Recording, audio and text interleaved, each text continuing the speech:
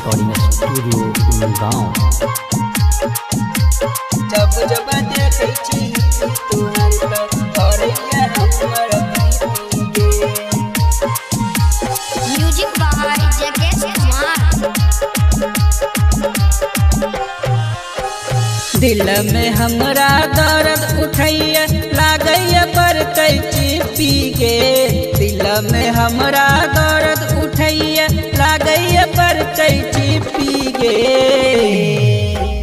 जब जब देखै छी हिप्पी तोहर त बढ़ैया हमर बीपी गे।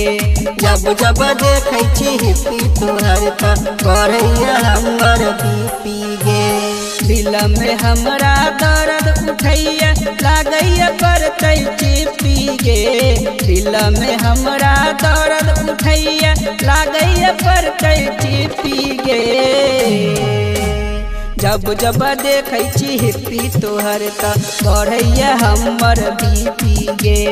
जब जब देखै छी हिप्पी तोहर त बढ़ैया हमर बीपी गे। बढ़ैया हमर बीपी गे।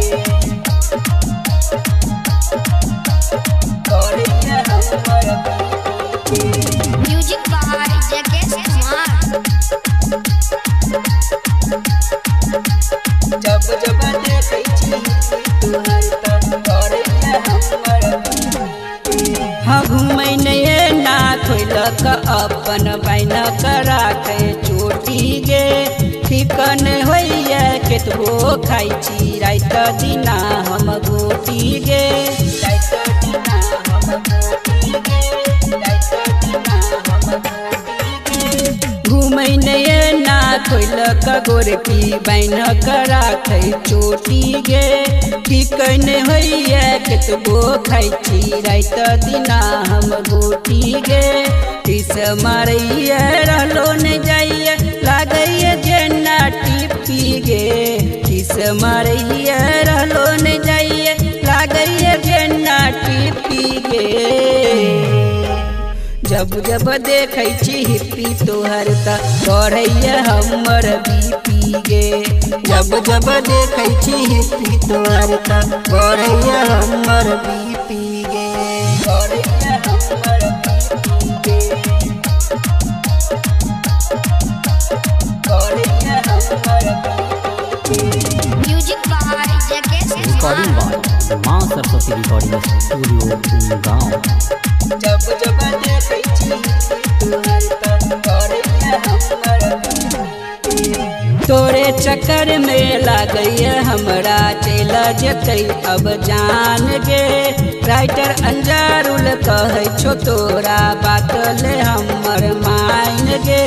बात ले हमर मान गे। बात ले हमर मान गे। तोरे चक्कर में लागैया हमरा चल जतै अब जान गे। राइटर अंजारुल कहै छो तोरा बात ले हमर मान गे। राकेश राजेश मांगै छो तोरा से दर्द अपन खिपी गे। राकेश राजेश मांगै छो तोरा से दर्द अपन खिपी गे। जब जब देखै छी हिप्पी तोहर त बढ़ैया हमर बीपी गे। जब जब देखै छी हिप्पी तोहर त